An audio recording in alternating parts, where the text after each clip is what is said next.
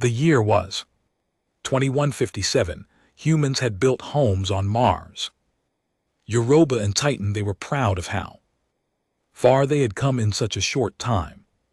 Captain Alan Kent stood at the window of the space station watching Earth shine blue and green below. Today would change everything. The alien ship arrived exactly on time. It was smooth and silver, 5 times larger than the biggest human vessel. Kent straightened his uniform and took a deep breath as head negotiator for Earth. The weight of humanity rested on his shoulders. The aliens called themselves the Galactic Council. They were a group of 27 different species who had been traveling the stars for thousands of years. Their leader, High Counselor Zil, had skin like polished blue marble and 4 arms that moved with grace. "We welcome you to the galactic community," Zal said. His voice came through the translator with a strange musical quality. "We have watched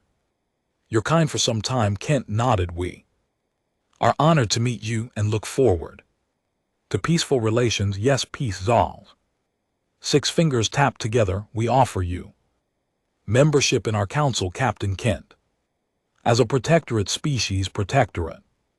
Kent asked. "What does that mean exactly?" Another alien stepped forward. This one had green scales and yellow eyes. "It means we will protect you while you mature. You will not be allowed to leave your solar system. For 500 years you will follow council laws and trade only with approved species." Kent felt his face grow hot. "That sounds like we would be giving up our freedom." "It is for your own good," Zial said. "Young species often destroy themselves without guidance, and if we refuse..." Kent asked. The room grew cold. Zal's 4 eyes blinked slowly. "That would be unfortunate. No species has refused our protection in 2,000 years. Kent looked at the human team beside him. They all saw the threat behind the words. "We will need to discuss this with our leaders. You have 3 days," Zal said. The council members left and Kent called an emergency meeting with Earth's leaders. For 3 days they argued about what to do. In the end they all agreed humans would not give up their freedom. When the aliens returned, Kent delivered their answer. "We thank you for your offer, but we must decline. Humanity will make its own path among the stars." Zal's skin darkened. "You make a grave mistake, Captain." The aliens left without another word. 3 days later the Mars colony went silent. All 50,000 people there were dead. The message was clear: submit or die. But humans had never been good at following orders from bullies. Lieutenant Samantha could not sleep. The Mars colony was gone. 50,000 people dead. She worked in the old records department of Earth Defense, and something about the council's arrival felt wrong. They knew too much about humans. It was as if they had been expecting them. Samantha logged into the deepest part of the government database, files that no one had looked at for decades. She searched for any mention of aliens before the official first contact. At first nothing came up. Then she found a locked file from 1947. The file was heavily encrypted. Samantha was good with computers, but this would take time. She worked through the night, and as the sun rose the file opened. What she read made her heart race. They had been here before. Council scout ships had visited Earth many times. The most recent was 200 years ago. Each report ended the same way: species shows dangerous potential. Mark for containment protocol. Samantha called her friend Dr. Greg Hoffman. He had the highest security clearance and might no more. They met in an empty lab. "I found something," Samantha said, showing him the files. "The council knew about us long before they came." Great. CG looked pale. "This changes everything. Let me show you something too." He pulled up his own Research it showed DNA tests from 20 different human volunteers. Look at this pattern here, he said, pointing to a section of the genetic code. It's unique. I've been comparing it to the small sample we got from the council races. Humans adapt faster, our cells can chain more quickly when faced with new environments. Is that why they fear us? Samantha asked. I think so, Greg said, and there's more. I found records of other young species who refused protectorate status. They all vanished within a few years. The council doesn't just contain threats, they eliminate them. They took their findings to Captain Kent. Within hours, an emergency meeting of Earth's leaders began. For the first time in history, all nations agreed on one thing: human needed to unite or die. President William Hayes addressed the world the next day. We now understand the threat we face. The Galactic Council does not offer protection, they demand submission. They fear what we might become, and they should. As he spoke, sensors detected more council ships entering the solar system. The attack on Mars was just the beginning. Earth was next, but now they knew why the council wanted to control them. Humans were different, special in some way, and if they could survive long enough to discover how, maybe they had a chance. After all, the council ships came fast. Hundreds of them filled the sky above Earth. Their weapons glowed, ready to strike. The people of Earth watched on screens, afraid but ready to fight. Captain Lisa Carter stood on the bridge of the U.S. Defiant. It was the biggest ship humans had ever built, but it looked tiny next to the Council Wars ships. All crews report ready, said our first officer. But Captain, we are outnumbered 20 to 1. Then we better make each shot count, Lisa said. Launch all fighters. Target their lead ships first. Earth's defense fleet moved into position. The Council ships fired first. Beams of light cut through space. 3 human ships exploded. Instantly return fire, Lisa ordered. The Defiant shook as its main guns fired too. Everyone surprised. Their shots broke through the lead council shift shields. It didn't destroy the alien vessel, but it damaged it. How did we do that? Someone asked. Their technology is supposed to be far beyond ours. Back on Earth, Dr. Hoffman was watching the battle data. The council ships are vulnerable to our specific frequency of plasma weapons, he said to his team. It's like they never expected to be hit by our type of technology. He called 2 engineers, Jack Monroe and Olivia Foster. I need you to modify our remaining weapons, change them to this exact frequency. Jack and Olivia worked fast. They sent the modifications to the fleet. When the Defiant fired again, the results were much better. 2 council ships lost power and drifted away. The aliens had not expected this. Their ships began to pull back. Earth had won the first battle, but at a terrible cost. Almost half of the defense fleet was destroyed, and worst news came from Ura.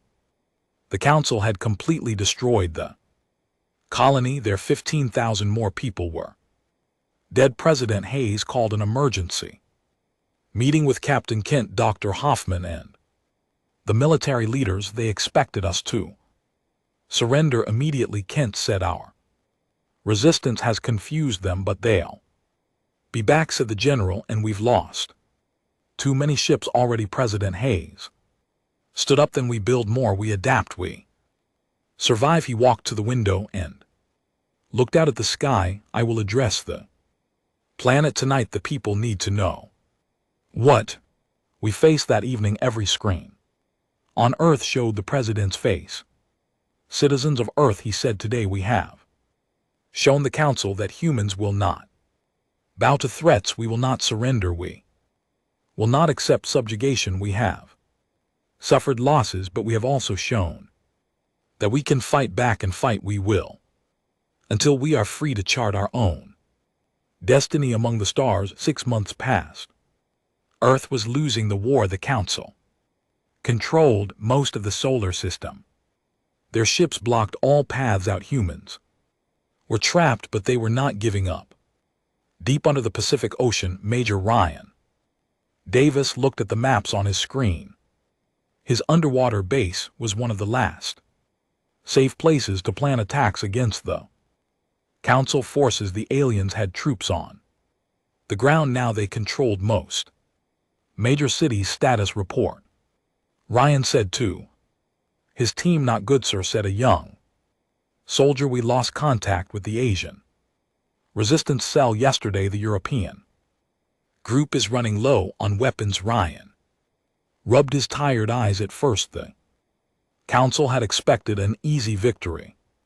They didn't understand human determination when their ships couldn't quickly defeat Earth from space. They sent ground troops, but there they found another surprise. The alien soldiers were not used to Earth's gravity. They moved slower than expected. Humans were physically stronger than most Council species on Earth's surface. Small human resistance groups could sometimes win against larger alien forces, but it wasn't enough. They needed a bigger advantage. A scientist named Claire Bennett worked in a hidden lab at the base. She had been studying captured alien technology for months. Today she called Ryan to her lab. I think I've got something, she said, showing him a small device. It's a communication disruptor.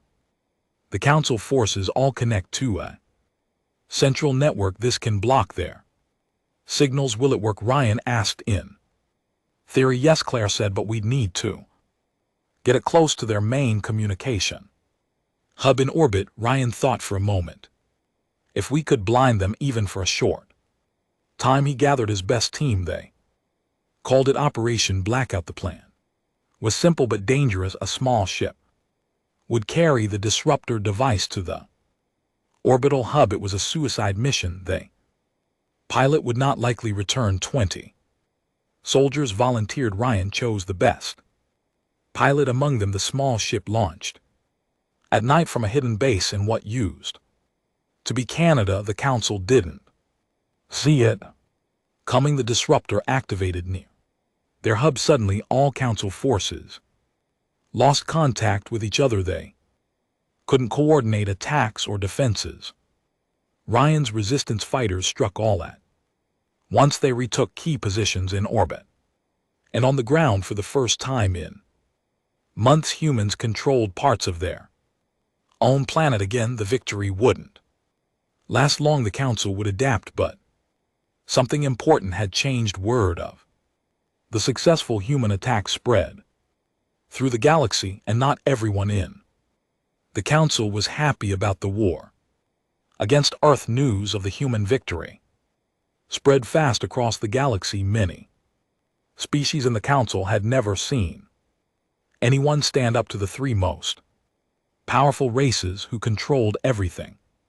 Some began to ask questions on a distant world. Ambassador Trilks washed reports of the war with Earth. His species had joined the Council 500 years ago. They had no choice. It was join or be destroyed. Now he made a decision that could cost him his life. Trilks sent a secret message to Earth. He wanted to talk. Captain Kent, now leading Earth's diplomatic team, received the message. He was suspicious, but agreed to meet. They used a small abandoned space station near Jupiter for the meeting. Why are you here? Kent asked. When they met, TRX's skin changed colors as he spoke. Not all of us support this war. The Council is not what you think. 3 species control everything. The rest of us follow out of fear. Why tell us this? Kent asked. Because your resistance has given some of us hope, Track said, and you should know the truth. Military Commander Thor is acting beyond his orders. He wants to destroy humanity completely, not just make you submit. Kent took this Information back to Earth. President Hayes called an emergency meeting with Ryan Davis and the other leaders. If some council species are against the war, we might have allies. Ryan said. Hayes nodded. Captain Kent, reach out to any species willing to talk. We need to split the council apart. Kent worked day and night, sending messages to potential allies. Soon 7 council species agreed to help. They couldn't fight directly, but they shared information and technology. In secret, 3 of these species offered to start peace talks. They would try to convince the council to end the war. When Commander Dra Thor learned about the peace talks, he was furious. His species, the R, were the most powerful warriors in the galaxy. They had never lost a war. The idea of peace with humans was shameful to him. The talks must not happen, he told his officers. Prepare all ships. We will end this now. Back on Earth, Trilks brought urgent news. Dra Thor plans to attack with everything he has. He won't accept peace. He wants to make an example of Earth so no one else will ever resist. President Hayes looked out at the ruins of what was once Washington, D.C. Then we need to be ready. How much time do we have? 3 days. Trilak said. Maybe less. The final battle for Earth was about to begin. Dra Thor's ships filled the sky above Earth.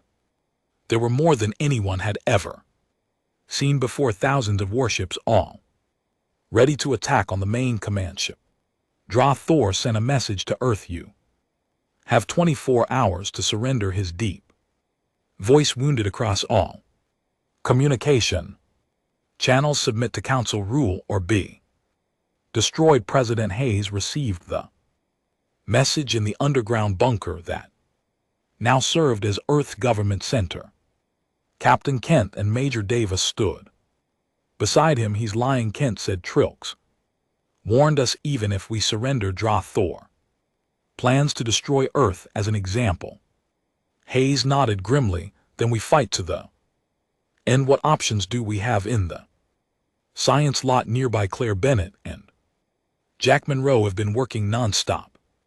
They called it the displacement drive. It was made from parts of damaged council ships mixed with human technology. The drive creates a small hole in space. Claire explained to the leaders. Anything caught in it gets pulled into another dimension. We don't know where they go. Can we use it as a weapon? Davis asked. Yes, Jack said, but we would need to get it very close to Dra Thor's command ship. It has a small range, and whoever delivers it won't be coming back. Claire added quietly. The room fell silent. Then Commander Paul Rogers stepped forward. He was a pilot who had lost his family when the aliens destroyed New York. I'll do it, he said. Just tell me when they worked through the night to install the drive on a small fast ship. As dawn broke, Dra Thor's ultimatum was almost up. He sent another message. Your time is over. Prepare to die. Paul Rogers climbed into his ship. Target locked on the command vessel, he said over the radio. Launching now. His small ship shot out from Earth's atmosphere. The council ships fired at him, but he was quick and skilled. He dodged through laser fire, getting closer to Dra Thor's massive flagship. Almost there, Paul said, his voice steady. Tell my son I love him. He crashed directly into the side of Dra Thor's ship.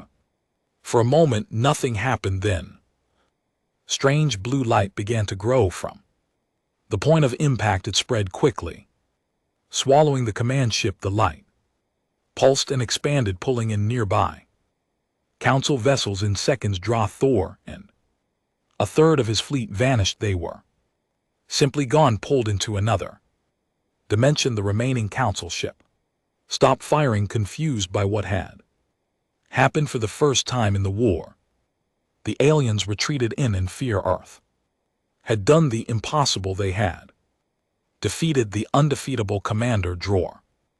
The loss of Dra Thor sent shockwaves Through the council, nothing like this had ever happened before. Their greatest military commander and hundreds of warships had simply vanished. The three ruling species called for an emergency meeting 3 days after the battle. A new message arrived on Earth. It came from a High Council itself. They wanted to talk peace. They are afraid, Trilks told Captain Kent. For the first time in 1,000 years they feel fear. The Council offered generous terms. Humans would be recognized as equals. They could expand beyond their solar system. All attacks would stop. Kent brought the offer to President Hayes and the other leaders. They gathered around the table.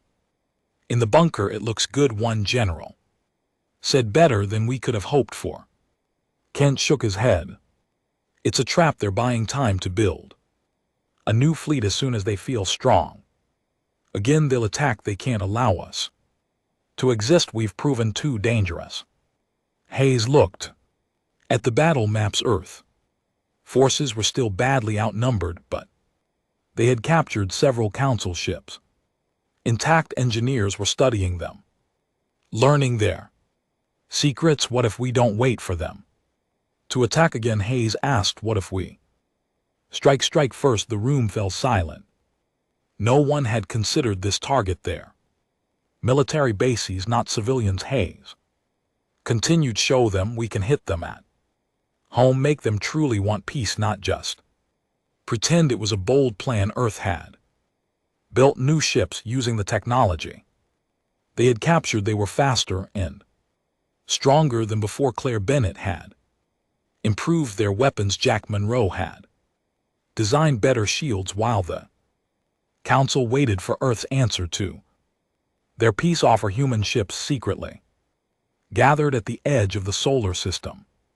They were ready. Kent sent a message back to the Council. We need more time to consider your terms. The Council agreed to wait. They thought humans were weak and desperate. They were wrong. Earth's new fleet jumped to light speed. They targeted 3 Council worlds, the home planets of the ruling species. The human ships appeared without warning. They struck with precise attacks, destroying only military targets. No civilian areas were hit. The Council was shocked. No one had ever successfully attacked their home worlds. They had believed themselves untouchable. As the human fleet prepared to jump home, Kent broadcast a message to all Council species. We did not start this war, but we will end it, not with your destruction, but with true peace. Equal peace. You try to make us beg. Instead, we offer you a choice, real peace between equals, or learn what happens when humans truly go to war. 1 year had passed since Earth ships attacked the Council home worlds. The galaxy had changed forever. The ruling triumvirate that had controlled the Council for thousands of years was gone. In its place stood a new system where all species had an equal voice. Captain Alan Kent walked through the grand hall of the new Galactic Alliance headquarters. It was built on a neutral planet far from Earth and the old Council worlds. As Earth's first ambassador, Kent had helped shape the new rules that all worlds would follow. Ambassador Kent called a familiar voice. It was Trilks, now representing his own people as equals for the first time. The final vote is about to begin. They entered the main chamber where representatives from 50 different species sat in a circle. No one above, no one below, equal. The vote was to approve the final peace treaty and new galactic laws. When the results came in, it was unanimous. The war was officially over. A new era had begun. After the ceremony, Kent met with Major Ryan Davis. Davis now led the Joint Security Force made up of soldiers from all member worlds. Their job was to ensure no species could ever dominate others again. Did you ever think we'd end up here? Davis asked as they looked out at the stars from the Observation deck, not when they attacked. Mars. Kent admitted back then, I just wanted to survive on Earth. Claire Bennett and Jack Monroe stood on the red soil of Mars. The colony was being rebuilt. Alien allies worked alongside humans, sharing technology and knowledge. The crater where 50,000 people had died was now a memorial garden with plants from 100 worlds. Look at them all working together, Jack said, watching the diverse group of species construct new buildings. A year ago they were trying to kill us. Claire nodded. They didn't understand us. They saw our potential and feared it. Now they're learning to work with it instead. President Hayes addressed the people of Earth one last time before stepping down. His term had ended and Earth's first peacetime election in years was complete. We faced extinction and emerged stronger, he said. Not just as survivors, but as leaders. The galaxy tried to make us beg for peace on their terms. We refused. Instead, we taught them what real peace looks like. Back on the Alliance station, Kent watched ships from dozens of worlds come and go freely. A young council species was being welcomed as the newest member. There were no demands for submission, no talk of protectorates, just equals meeting equals. They wanted us to beg for peace, Kent said quietly. Instead, we showed them how to build it.